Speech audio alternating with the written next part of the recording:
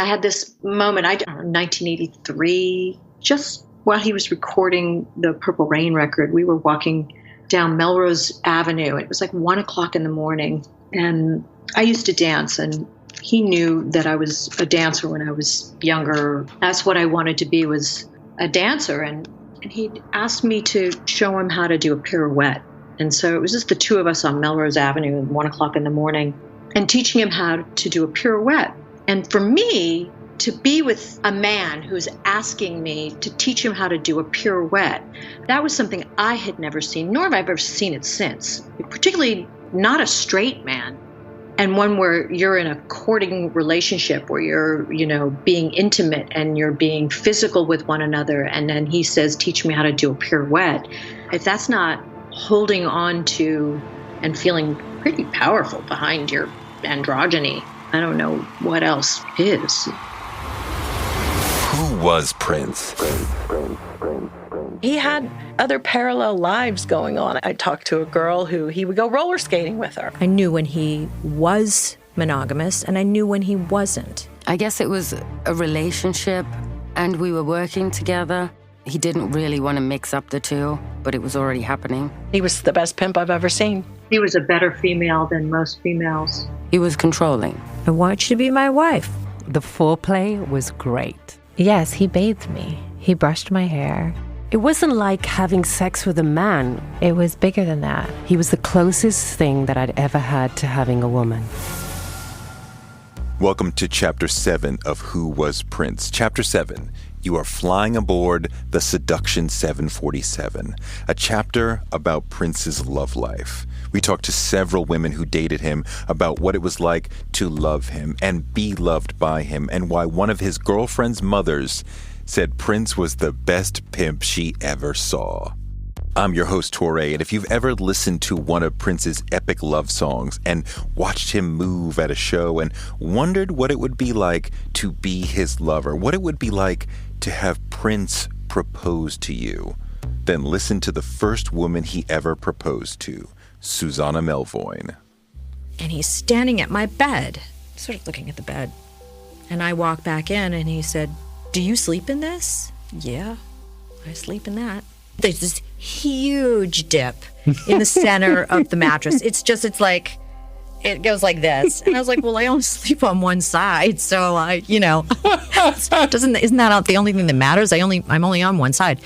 And he was like, The following day, there was a mattress and a box spring at the door. Those kinds of things start to happen. And then I get this phone call one night, a few days after that, "Can you come to my hotel room?" "Sure." They met in 1983 when she was 17 and working as a receptionist for Geffen Records, the label run by the music biz legend David Geffen. At the company Christmas party, she's feeling awkward and self-conscious, but then she saw Prince with Vanity, and she was a fan, and Lisa Coleman, who was like a sister to her, was already in the revolution. Wendy wasn't in yet, but she felt too nervous to say something, so Susanna went to a payphone and called Lisa. For all you folks out there who don't know what a payphone is, there's such a thing as a payphone. So I went to find a payphone, put my 10 cents in, called Wendy and Lisa. "He's here with Vanity. He's here.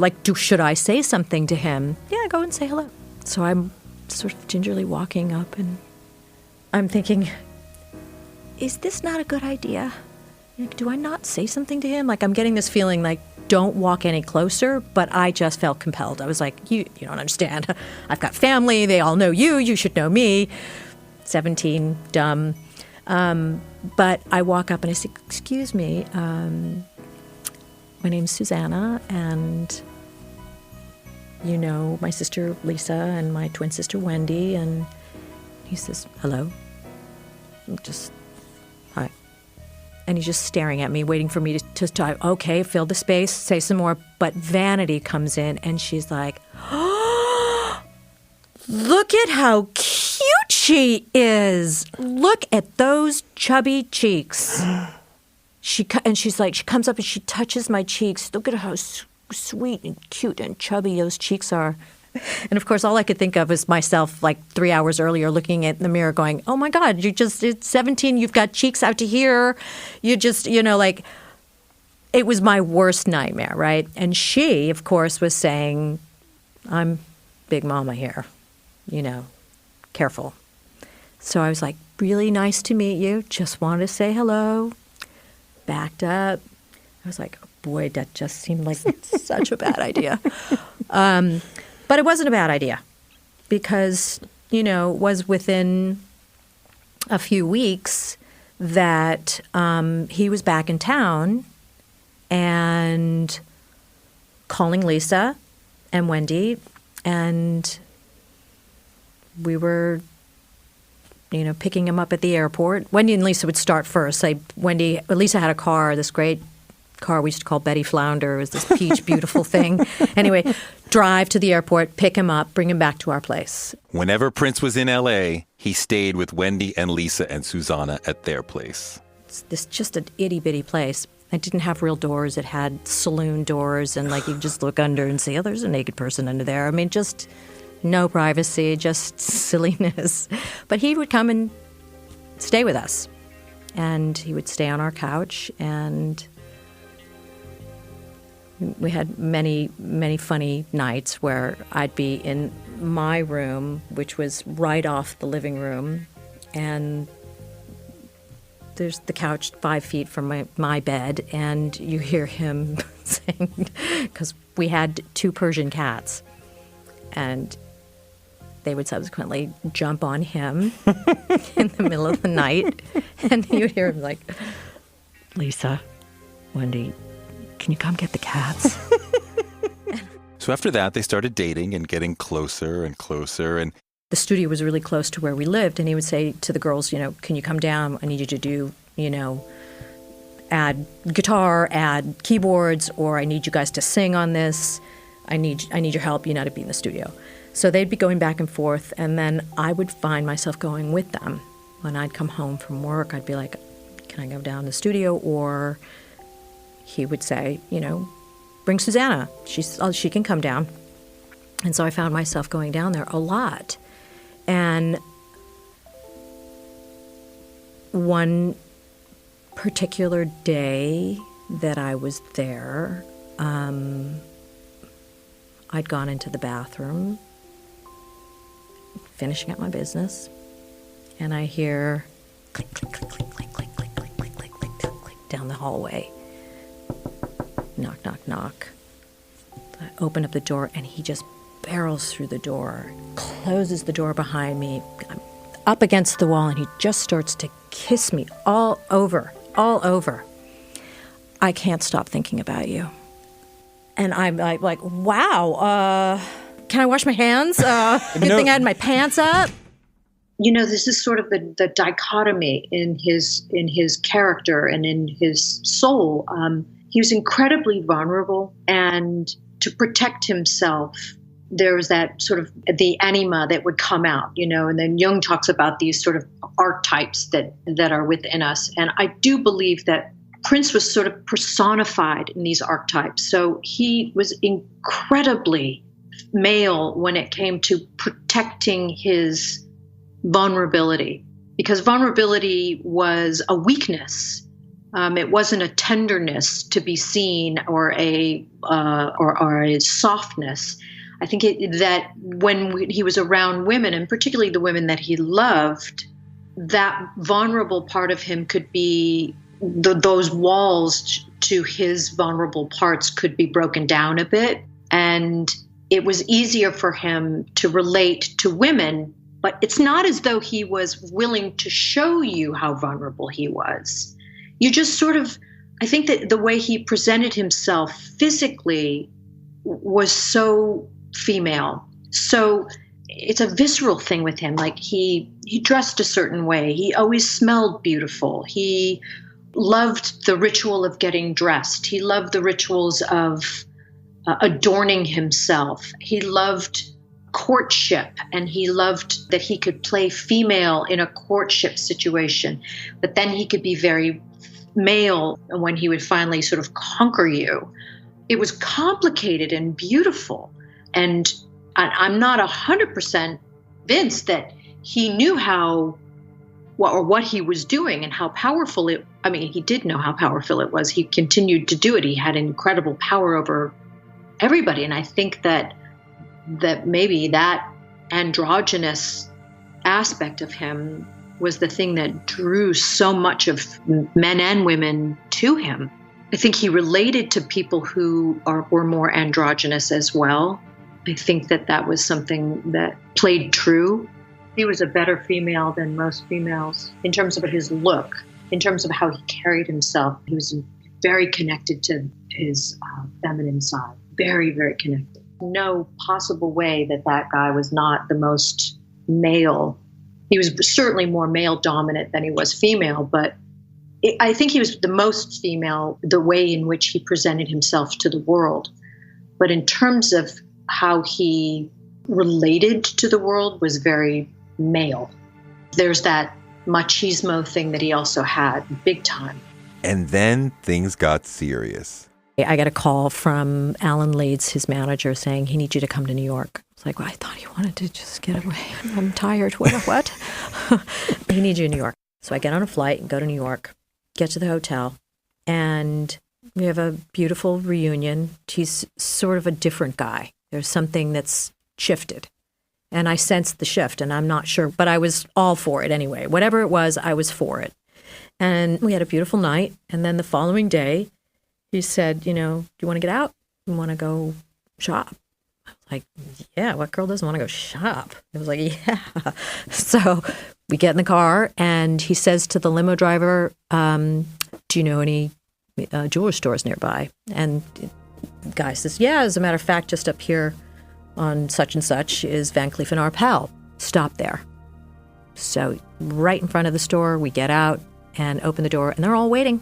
They're all waiting in there. They knew. They knew. And he was like, show us your best rings. And they take us back to this small little room, tiny, down these hallways to this room. And they bring out the boxes of these beautiful rings with the lights that are all, being reflected off of mirrors and velvet and all this stuff. And I'm looking like, wow, that one's pink and that one's yellow. Is that called? That's a canary diamond. Like, oh, wow, well, what's that one? What's that one? And then we see this beautiful white diamond.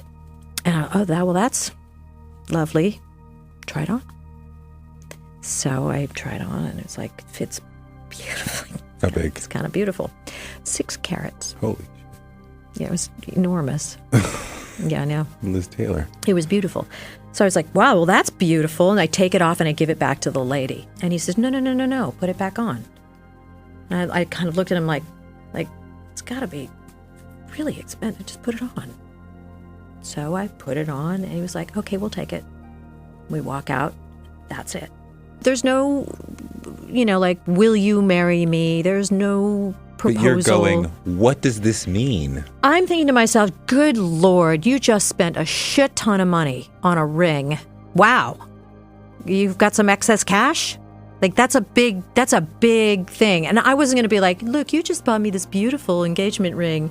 Where's the on your knee? I mean, I wasn't going to spoil what I knew he was trying to create a moment, right? And I was sensitive enough to know that I wasn't going to be flat-footed and make him say, dude, give it to me. Say it. Wasn't going to do that. It just wasn't, it's not me to this day. It's not you didn't say it. So, but it's beautiful, and he's super excited, and he's all sparkly about it. And we get back to the hotel, and we fly to Paris the next day. And we spend a week in Paris, and we're staying at the Crillon, and that overlooks the Arc de Triomphe. And we've had a beautiful week together, playing guitar, walking the streets, just being what I had never experienced of him before, of being completely and totally devoted to me in that moment, 1 week, not recording, just me. And I'd never experienced him that way before. It was always a combination of getting in the studio, working, we fit all of that in together. But this was like nothing else but me and him. And at some points he would say, let's call Wendy and play guitar. And so we would call my sister and Lisa, and we'd each have our acoustic guitar, and we'd be playing stupid, silly songs, and we'd be like, in my mind, I actually thought to myself, he sees me. He's seeing me. He's seeing my closeness to my sister. He's accepting he's like, it seemed to normalize something that I hadn't seen him do before. He sort of pushed away before. He was, kept me hidden a lot. And it was all of a sudden, he was bringing all of us together. Me, Wendy, Lisa, we were all together. Even though we were in Paris, it was this unit, and he was really devoted to that. And so we'd spent this week, and then one morning, 5 o'clock in the morning, he comes into the hotel room. He'd been up all night, and he sort of has the balcony doors open, and he, like, yeah, what? He's like, I gotta talk to you. And I kind of sit up, and I look at him, and he's just pale. He's just pale and like chalky white and looks frightened. I'm like, are you okay? Did you see something? And he's like, just come here. And we go stand out on the balcony. And he's sort of walking, and he come sit up here. And so I kind of sit up on the top there, and I'm sort of looking at him. And I said, what is it? And he said, I don't want you to be the lead in the movie. Under the Cherry Moon. I was the original Cherry. Right, he wanted me to do, yes. For the role that? Kristen Scott Thomas. I said, oh, okay. I want you to be my wife. Of course, I said to him, well, of course. And we were engaged. I want you to be my wife. I want to be your wife. What did you do after that? We went to Nice. We went to the south of France because we'd just done location scouting a couple of weeks before. And we knew where the shooting was going to be. He had to go do some more scouting of the location. On a couple of spots in the south of France. So we flew to the south of France. I mean, I know you're thrilled because you love him, but surely part of you is also saying, what is this going to be? Because he's a strange guy. No, I didn't think he's cheated a lot. Nope. No, I didn't think any of it. What did you think? This is great and we're going to trollop off into the sunlight together? Nope, I was living in the moment. I'm happy right here, right now. Right here, right now. This is good today. Yep. That's how you had to be in order to be with Prince. In the moment and accepting of whatever you get. He was never going to be a normal boyfriend. He wasn't monogamous. He was with many, many women. I knew when he was monogamous, and I knew when he wasn't. So being in a relationship with him was complicated. My own experience with him was, beautiful at times and, and really hard in other ways, because it was his way. Always everything, it was his way. If he's having a really difficult time, tell me about it. That wouldn't happen.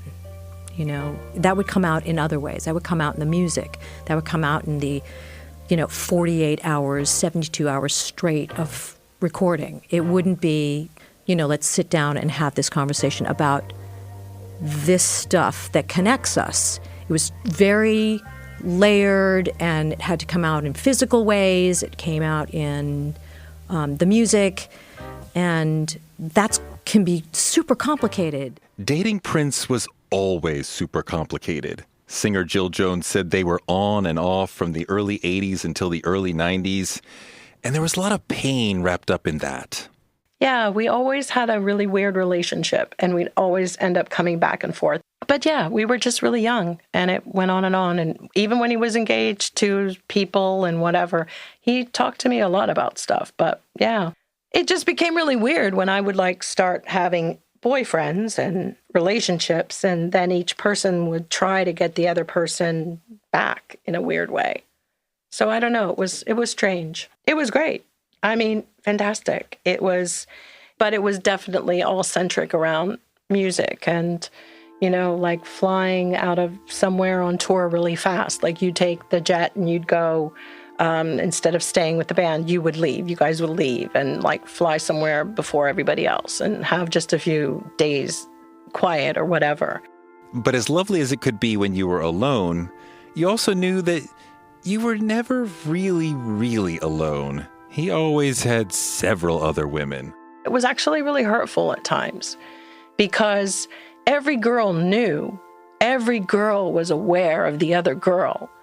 And it's just such a bizarre thing. And when we were all on the bus together, then you'd be sitting there like going, okay, if she's not with him and she's not and I'm not, who the hell is he with tonight? Do you know what I mean? So that was kind of a strange thing. And my mother used to always be like, I can't believe you girls at your age are going through this shit. And she was right. I mean, we were. I just don't even know what to say. So why did they put up with it? I don't know. I mean, everybody just adored him. He was kind of irresistible. And he also made you feel like you could do anything.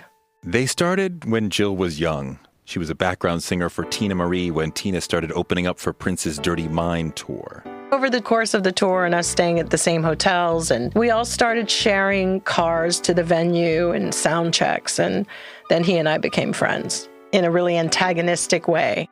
It was very kid-like, very childlike, so we would pick on each other all the time. He would say he was from Minneapolis, and I'd say, oh, where's that? Up in the North Pole. And so it was always some kind of ribbing going on. And they had this really weird game where one night I was like hanging out with Andre Simone, who was playing guitar with Prince. And some of the other members of the band, and Andre said, are you married? And I was like, I'm not married. I'm 18. I mean, I was like, who's going to be married? And he goes, Prince told me you were married. And I was like, oh, okay. So I kind of knew right then that there was something between us. After the tour, they stayed in touch, and when Prince went to L.A., Jill was like his unofficial chauffeur. Yeah, I mean, when he would come into town, I was always driving him places. Lady cab driver. Well, lady cab driver happened because I was driving him everywhere. And he'd bought this new BMW. He showed up at my house with it. And then for some reason, I was always driving that car, and I even overheated it coming up my hill because I used to live in Mount Olympus with my parents. I was driving him all over LA, Malibu, showing him things. And even when we went back to Minneapolis, I was driving him because I think his license got suspended because the police were always on those guys once they started getting really nice cars. And they had a lot of speeding tickets. She was driving him and his girlfriends around until he started to pick her up. We just started like meeting at Flippers, this roller rink, and we would meet at like Dunkin' Donuts, like in the middle of the night. Everything was quite random. He would call my house in the middle of the night or at 2, and I still lived at home with my parents. So it became kind of quite rogue. He would then, pull up in his black car and sit in the driveway, and I'd run out of the house, and he was just quirky. He was unlike anybody else that I had ever dated. I was only 18, so, I mean, when it first started, so the reality is, what did I know? I was still used to boys from high school coming over with flowers and coming at the right time, and not Prince. He'd show up at 3 a.m, and it was just like, who's this rebel out the door? I'm going, bye. It was like, I'm leaving the house. It was crazy. In a way, it was like a rebellion. And I guess I was a little bit crazy too, kind of wild, Betty Blue type of personality, so it worked both ways. It wasn't like I was all nice and like innocent. I had my moments and kept him on edge. She says the relationship and the work, the singing and the creating, all of that grew intertwined. Like we did a song called For Lust. And, a lot of our songs in general, if you listen to, they're a little bit primal. They're not so love songy, and they're very wanton, like, Violet Blue, What's a Woman to Do? Across the Street Waits a Man She's Promised to. Well, those kind of songs there was a sadness to a lot of things around me and him, but then this primal thing of like a physicality. And I think that got in the way all the time, a lot. Then when we couldn't be physical, then it was difficult to work together without being physical. So it was difficult for each one to have their own lives because I wasn't necessarily a cheater with people that I was dating, so it was interesting. But yet he would have whoever, and, it was very strange. I said, you're becoming physiologically confused because there's just too many people, too many bodies, too much. What does she mean by physiologically confused? It's like a map. Our bodies are maps. I think that particularly for women, I think you remember there's a sense memory attached to, Somebody's entering your body, your domain, your everything. And there's a certain surrender of that. And you should have this. You are like the temple they go into. It's not like they're the temple looking for, people to, I don't know how to explain it, but I think you can become confused. But Prince knew how to lure her back with sweetness. It's like I had a surgery once and he sent me a ton of balloons and kids' toys and candy necklaces. And it was like everything was in a box of chilled, like I was 10 years old. Something that caught my eye. And he would just do that. And you'd go, who does that? And meanwhile, your mom's sitting in the corner going, oh my God, she's going to make the wrong decision again, Yeah, because my mom always thought that when he was sleeping with women, it was actually to control them. And when he wasn't, you guys were working. And she goes, he's the best pimp I've ever seen. He was like the iceberg slim of his day. She said he juggled women in many ways, but they weren't really blinded. I knew when he would give you busy work, and if you had busy work to do, go find a new apartment or go find a house or something like that, it was like, okay, what's happening on the other side of the world? They knew what was going on. They knew he had lots of women, and somehow they appreciated their status in his virtual harem. But then Prince also had this bizarre habit of, I guess there were the elite ones, and then there were just the one-nighters. So I guess maybe there was some solace or comfort for those of us who felt like we were in the elite group. I don't know. But there was something to that. There had to have been. Of course, as she grew older, the appeal of that faded. But it became a little cheap after a while to see what he entertained.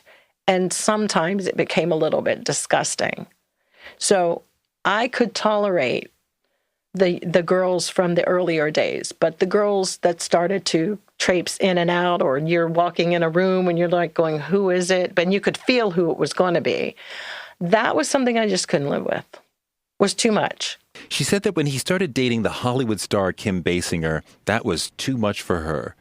But even when she met someone new, the connection between her and Prince remained strong. When he was out with Kim Basinger, that was a little bit like, oh my God, how many of these do we have to keep going through?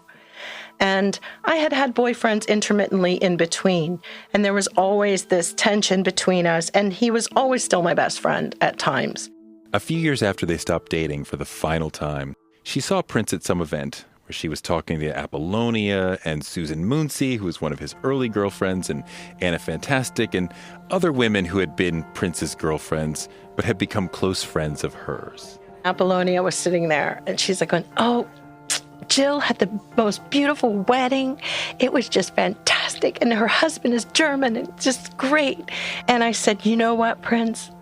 I said, my God, all these women have become some of my closest friends. It's amazing. All of I just have my heart. These women are my best friends. He was just sitting there gobsmacked. Are you kidding me? And he turned and he went, oh, so now you're okay with it? Which was still the best thing, because I was like, he still got that little saltiness with me, which was great because, oh, now you're okay with it. I was like, yeah, I figured it out. Yeah, it was funny. One of Jill's best friends is a singer named Anna Garcia, who was 15 when she met Prince backstage at a show in London in 1986. I was already, singing. I sang my whole life. And I was in theatre school. I was in conversation with BMG Germany for a record deal. The conversation was more kind of flirty. And then everybody went back to the hotel. I ended up in Prince's suite, and then we talked about music and the music business. And he said I should not even think about doing anything in the music business. He was like, you should just focus on school and do that and forget the music business. It's not a good place. I was kind of sassy. I was like, you have no right to tell me that. I'm going to do it anyway. If anybody would have told you not to get into the music business, you wouldn't have listened to them. You would have still gone ahead and done it. So I'm still going to do it. I'm not going to listen to you. This is my passion. This is what I'm doing. Really, it's nothing to do with you. He just said it was really difficult and it's not a good place for a, beautiful young girl. And he just said the business was not a good thing, really. And I'd be better off going to school and getting a degree. But soon after, they started working on songs together. Almost all of Prince's girlfriends were able to interact with him musically, and with Anna, who would soon be renamed Anna Fantastic, Prince in the studio was super supportive. You know, I felt like I could do no wrong. Like everything I did, he was like, yes, yes. He was very positive. It wasn't like, that's not right, or do this, or the way he brought it, like every take, it was like, that was great. Now, you know, do it this way or do it that way. I never felt uncomfortable or like I was, you know, not getting it right. Like you would imagine that you'd be quite nervous in the studio with Prince, you know, because he's obviously so talented. But I wasn't. He made me feel really comfortable. She said he taught her to really feel the music. To really go deep and pull out your feelings, to put feeling into it, to not just sing like some robot singing the words and the melody and getting it right, but more to know what you're saying, mean the words. Once they began dating in the late 80s, it became a little complicated because they were also working together. It was weird because I guess it was a relationship and we were working together, and it kind of got confusing because I think he didn't really want to mix up the two, but it was already happening. So there was like this kind of possessive side of the relationship. They were together constantly. When we were together, it was just me and him. Like, it was not parties and rock star lifestyle and events and all this stuff. It was just me and him at the house, going to the studio, back to the house, going to the studio, back to the house, sometimes going to dinner. That was it. We were just, when we were together, it was 24/7. She says it was not an equal relationship. Well, he liked his own way. It was, you know, my way or the highway, basically, but in a very kind way. He was controlling. You know, I had gotten an offer to do a movie in Europe, and he said, well, if that's what you want to do, then you need to be there. And it was kind of like, I knew what that meant. It's either you do that or you're with me. She said the relationship kind of fizzled out after 2 years. That might have happened because Maite was coming into his life. In her book, she said it was hard to be his girlfriend. He traveled constantly, worked insane hours, and you couldn't just call him. You had to wait for him to call you. She knew that there were other women, but at that time, as his girlfriend, she knew she was ascending in his life. She said, quote, Prince's top girlfriend was always in Minneapolis. When you came to Minneapolis, you were the girl on her way in. And when you left Minneapolis, you were the girl on her way out. She said he had a lot of women, and a few of them were very important to him. He could make any girl feel like a princess. For a moment, anyway. I talked to several women who dated him about what it was like to be with him. I mean, this is one of the most sexual artists in history, so what was it like to actually be with him sexually? These women spoke to me because I promised them anonymity, and I asked a few friends of mine to voice their words. Let me put it this way. The foreplay was great. The foreplay was unreal. And it wasn't like, oh, he could give great head or whatever. It wasn't that. It was the psychological aspect of getting you there. It was the way he would smell. Being with him was always intimidating for me because it was Prince. Because it was Prince. He was creative, but he's not as wild as everyone thinks. I heard that he was with other women. But with me, he was very gentle. Very gentle. And thoughtful. He was the closest thing that I'd ever had to having a woman. To being with a woman. He makes you feel safe. And protected and taken care of. And he makes you feel girly, like a woman, but he's also in touch with you in a way... like a woman. That's very feminine, while simultaneously making you feel girly. He was the most patient man I've ever been with.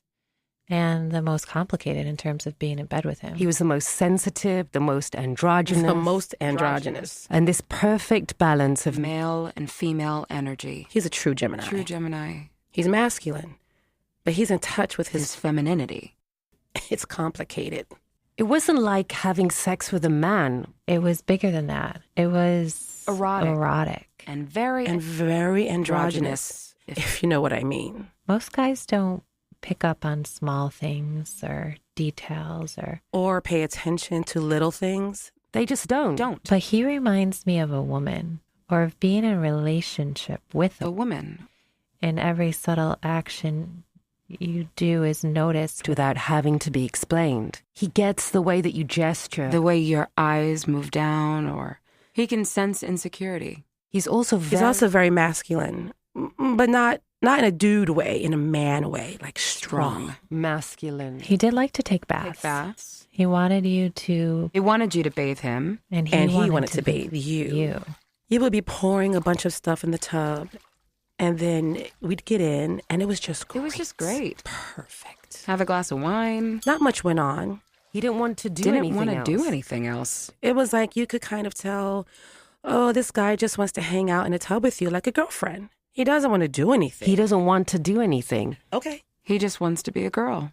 I thought that was adorable. And I felt safe with that, too. Safe with that. Yes, he bathed me. He brushed my hair.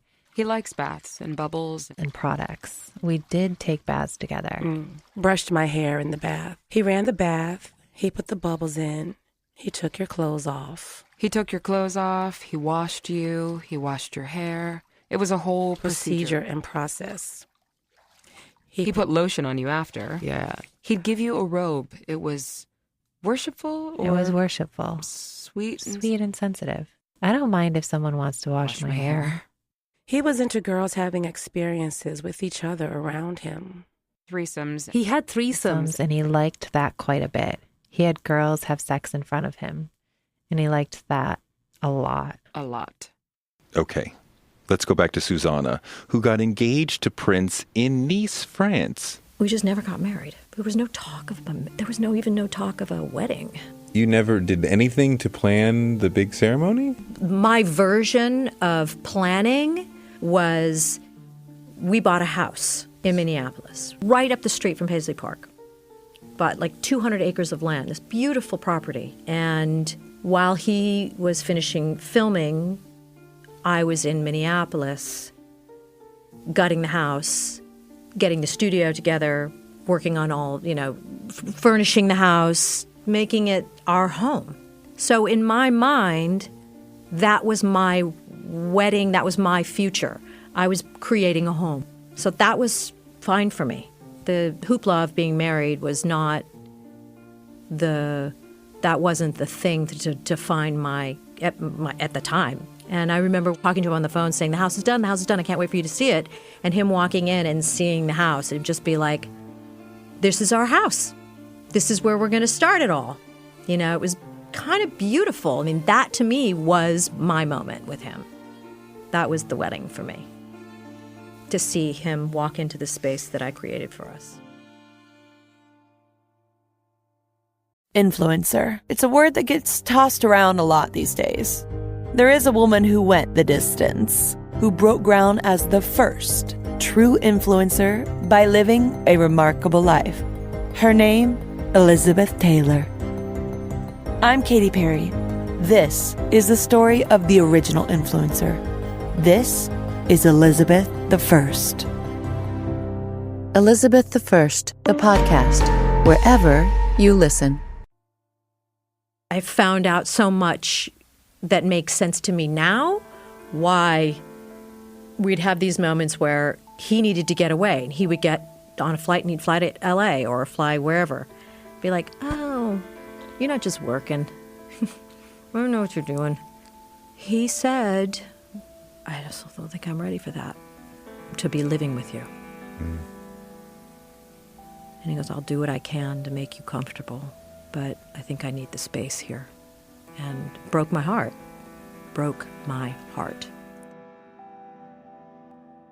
Within a few months, he's on the road with the Sign of the Times, and I'm flying all over the world to hang out with him and be with him. And, and I'm sure he's with other women and they have no idea that oh, Susanna's in town, she's with him, and I'm like, this went on for years. What was the relationship after the relationship like? Because you were still friends. Oh, yeah. You know, I always knew when I was with him that he was, there was always an intense kind of like visceral thing. Like he loved to be hugged by me. And a matter of fact, in like 1992 or 93, he called me in the middle of the night. He said, "Can I come over?" I told him how to get to my place, and he comes in and he said, "I just came here because I needed to get a hug from you." And so I wrapped him in my arms, gave him this big giant hug, and he just sort of melted into my arms and, you know, was sort of smelling the back of my neck, and he was like, Nobody hugs me the way you do. I needed to be hugged. It was heartbreaking, and I was like, what's going on? I couldn't figure out, like, what's going on with him right now? What was happening during that time? I don't know. But he was conflicted about something, and, you know, he stayed for about an hour, and then when he left, he stopped at the door, and he looked at me, and he was like, "I'm coming back for you. I'm coming back for you." And I said, "Okay, I'll be here. You know where I am." So, and I'd get those, you know, I don't want to say that I'm like, you know, the only one. I mean, I'm sure there's other women that have had the same experience. Maybe not. I don't know. I just don't know. And I know that my relationship with him was layered, complicated, beautiful, heartbreaking, and never to be. Throughout his life, Prince struggled to create lasting relationships. After he got close to marrying Susanna, in 1990, Prince started a new love journey when a 15-year-old Maite Garcia went to his concert in Barcelona. She had long dreamt of marrying him. She was on vacation in Spain with her parents and her sister, and the family had debated whether to go to see Celia Cruz in concert or Prince. Dad wanted to see Celia, the ladies wanted to see Prince. They ended up in Barcelona in the front row where Prince noticed Maite. But they didn't talk that night. Maite and her family were then living in Germany, where her father, who was named John, just like Prince's father, was flying helicopters for the U.S. Army. They went to another Prince concert a week or so later in Germany, and at that show, backstage, Maite's mom gave Prince a videotape of Maite belly dancing, which led to him calling the mom to ask if he could talk to Maite. She said yes, and they began talking on the phone from time to time. In 1991, the day after Maite turned 18, she was on a plane to Minneapolis. In 1995, they got engaged on the anniversary of the Barcelona concert where he first saw her. Their 1996 wedding was very small, about a dozen people or less, in a tiny Minneapolis chapel with helicopters whirring above outside. There were flowers that had been flown in from Japan. Prince wore a custom-made white suit. Gianni Versace sent Maite a dress, but she chose a white dress designed by Debbie McGowan. The ceremony was followed by a small reception at Paisley and a honeymoon in Hawaii. Maite had a significant impact on Prince's life. At that point, Prince was estranged from his father, John, and Maite did the careful, sensitive, emotional work that was necessary to mend the relationship and help bring the two back together. When I interviewed Prince, I asked him how he knew Maite was the one. He said, "God tells you who's the one. If you don't have a relationship with God, you're in trouble. That gives you something to put everything in line." I asked him if he enjoyed being married, and he said, "I'm not afraid of the rain anymore because my wife built me a garden. Now the lightning and thunder put energy in the vegetables and give me energy to talk to you." Shortly after marrying, Maite got pregnant, and Prince immediately began to change to welcome the baby. Prince sampled the baby's heartbeat for a song on his album Emancipation, and he transformed Paisley Park from a solidly white building inside and out into the eye-popping wonderland it was when I got there. It looked like a music lover's Alice in Wonderland. On one wall was painted a flock of golden doves seeming to tumble down from the sky. All over the place there were oversized, comfy chairs of all colors on pillars topped with gold discs. Underneath were thick blue carpeting dotted with zodiac symbols. Outside in the back, there was a child's jungle gym that looked like it had never been played on. In our interview, Prince said, "There was no color in this building before I got married. It was all white with gray carpet. For 15 years, I was just in the studio every day on a grind, not even thinking about it." But early on in the pregnancy, doctors knew the baby was not well. They wanted to conduct tests, but no matter how much doctors pushed, Prince and Maite refused, saying, "God will take care of us." They didn't even want to know the baby's gender. Throughout the pregnancy, doctors urged the couple to let them check on the baby, but Prince continuously said, "No, we have faith. It's all in God's hands. It's God's will." But they were not prepared for what was to come. Maite wrote about the baby's birth in her book, quote, "I don't know how to describe the look on my husband's face, pure joy, pure love, pure gratitude. I'd seen this face when he stood in a stadium with 48,000 screaming fans. I'd seen him experience the ecstasy of creative genius. None of that compared to the look I saw on his face in this moment when he became a father." And then they held the baby up in the glare of those harsh lights. The pure elation on my husband's face turned to pure terror. It was as if we were at the center of a whirlpool and the room was turning in on itself, contorting, twisting everything. In her book, Maite describes in detail the many issues the baby was dealing with. The child had multiple severe deformities. Its eyes were outside its sockets. Its hands and feet were web-like. It had no anus. The baby, a boy, was born with Pfeiffer syndrome, a very rare genetic disorder, and the most severe level of the syndrome. They named him Amir, which means prince in Arabic, and also relates back to Maite's mother's stage name as a belly dancer, Amira, which is princess in Arabic. But nothing about the birth was common. Doctors took the child to intensive care right away. Prince called in the best specialists he could get. Maite says Prince was filled with boundless love. She writes, quote, "He was Amir's father, a protective papa bear, thinking only of his son.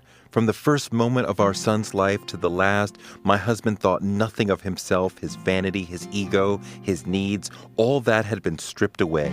All that remained was a solid core of unconditional love." There was a lot of surgery and a lot of fighting for his life, but eventually both Maite and Prince decided they had to let him go. They took him off of life support, and Prince brought his ashes home in an urn. Prince said that Comeback, a short, lonely, beautiful ballad from his acoustic album The Truth, the fourth disc of the Crystal Ball set, is about the child. He sings, "Spirits come and spirits go. Some stick around for the after show. I don't have to say I miss you, because I think you already know." The refrain is, if you ever lose someone dear to you, never say the words "they're gone." They'll come back. Maite once said, "I had him to term. I held him. He lived for a week. It's hard to have that life inside of you and it not continue. It's still really hard. I still think about him." Another time she said, "Losing a baby is a terrible thing. Some couples are brought closer together after the loss of a child. Others are driven apart. In our case, the latter happened." A friend who was close to him said that the experience left Prince broken. Losing the baby hurt him deeply. Losing a child is something some people never recover from. After losing the baby, Prince became a devoted Jehovah's Witness, turning to religion to help ease his pain. His close friend Larry Graham had helped lead him there. In our interview, Prince told me that he and Larry had had a multi-year argument about spirituality, and Prince said Larry had won. Graham was a legendary bassist who had played with Sly and the Family Stone and led Graham Central Station. And of course, he played with Prince. Some say Prince felt lost in the world after losing his baby and became a witness as a way of trying to find himself again. Maite was unwilling to become a witness, and that, among other things, contributed to the end of their marriage. They divorced in 2000. A year later, Prince married Manuela Testolini, but they divorced in 2006. Prince wrote and sang passionately about love, but in his real life, it was hard to find. Prince's struggle to create a family in his real life is mirrored by his inability to turn his bands into families. Several members of his band said that he wanted his band to be and feel like little families, but he didn't know how to create that environment. He wasn't parental or paternal. He didn't care enough about other people's feelings to give them the love and attention that would spark familial love. He'd call people in his circle at 4 a.m. and say, "Come make me a hamburger," or "Come jump on this song for me," or he'd demand the band be vegan. But his love was one-sided, people said. He wanted love and devotion, but he didn't know how to give it. Or maybe he did, but he was scared to give it because he couldn't trust, because his parents had scarred him. Eventually, the pain of breaking up with Susanna was too much for Prince, and he wrote a song about it. And would turn out to be one of Prince's saddest, deepest, and most honest songs ever. The engineer for the session where Prince created Wally, a song you've never heard, was Susan Rogers. That engagement was a big deal. It was a big deal because they were starting to make plans for a wedding, and Wendy was starting to try to wrap her head around the notion of Prince being her brother-in-law, and it was a big deal. And then, of course, it meant really committing to living together. Susanna had been living at the house in Chanhassen, but Prince was finally getting that, he'd have to integrate his life with this person. And there were fights, and then there was making up, and it was everything that a couple goes through when they're really close. It became clear to Prince anyway that he wasn't going to be able to do it. It wasn't going to work. So he moved Susanna out of his house and into a condominium. And Susanna was pretty devastated. She was really hurt.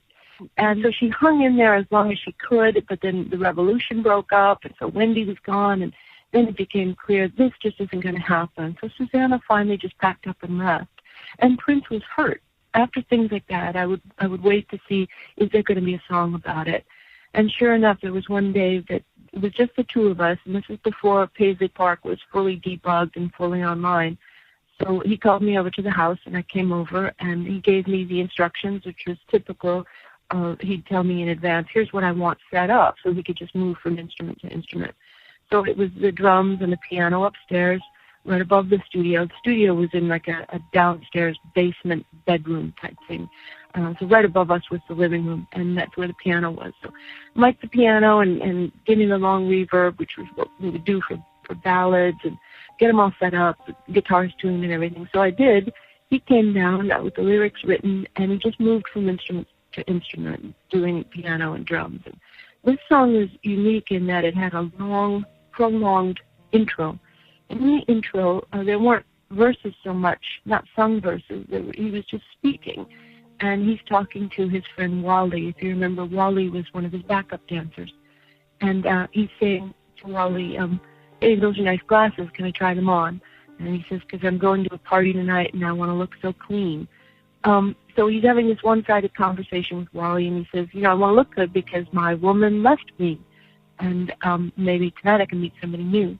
And then he goes into the chorus. And the chorus are big chords, big chords. And the melody is just one long refrain of the word, oh my la-dee-da, which morphs into oh my melody and oh my malady. And he talked about it. He said, the French word malady means sickness. And isn't that funny that it's similar to la-dee-da and it's similar to melody? He would just repeat that over and over, and he stacked backing vocals, and he stacked the piano, and it was really huge. Do you remember Stevie Wonder's It Ain't No Use? You remember how the chorus is just one word? It's just O, one word. It's so beautiful, and it's an O of pain. That's all there is to say. It's just, oh, this hurts. This was similar to that, in that the chorus was just, oh my la-dee-da, oh my melody, oh my malady, my malady, is what he would repeat. So it was just an expression of pain. It was just like an O. And then the song finally came back down, and there was a coda, and he's talking to Wally, and he says, Wally, you can have your glasses back. I don't need them. I don't really feel like going out tonight. And the actor goes home. And that was it. So we recorded it, and he had me just make a copy, just do a mix and make a copy onto cassette. We took the cassette, and that's when he instructed me to put all 24 tracks in the cord and just wipe it out. And he'd never done anything like this before. And I really kind of begged him to please just wait one day Just wait one day. Just sleep on it. Just think about it. Because we had been working, it was a typical long day. It was probably 20, 24 hours. So I said, just sleep on it. And can we erase it tomorrow? But he wouldn't hear it. And that's when he said, if you don't do it, I will. And he erased the whole thing. He just wanted the cassette. And that was it. I didn't see it as being something that was too personal. But I think Prince probably did.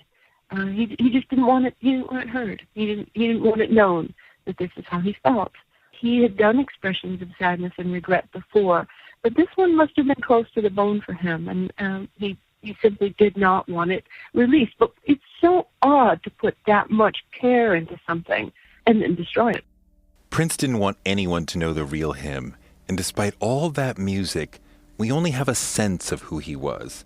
But we know that he became obsessed with music as a way of making his own world where he was the king and he made the rules and people were free to be whoever they wanted as long as he was in charge.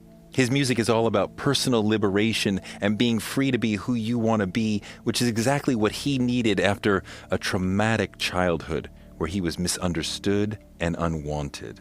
He needed acceptance and affirmation and adulation. He was obsessed with music and obsessed with escaping and obsessed with becoming a rock star, and he was.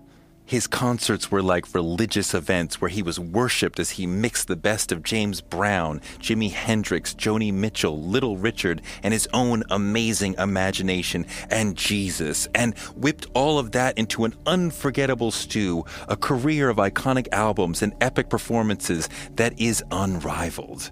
But he got there because he was shaped and fueled by the pain of feeling abandoned by his mother. Even as an adult, I think deep down, Prince was a hurt little boy who wanted to make sure he was never needy again, never hurt again, never outcast again. He worked his way into the fantasy life of a global rock star, a world of stages and studios and limos and planes, and never having to say, "You're sorry." Prince became the greatest ever, and he was propelled to that zenith because of his flaws, his layers, his complexities, not in spite of them. Next, in the 8th and final chapter of Who Was Prince, we look at his end and see how his friends saw it coming and how they tried to help but couldn't, and how they reacted after he was gone. That's the final chapter of Who Was Prince. Thanks for listening to Who Was Prince. Please share with your friends if you liked the show. Our executive producers were me, Toure, Chris Colbert, Adell Coleman, and Ryan Woodhall. Our technical producer, Byron Hunt. And our distribution was by DCP Entertainment.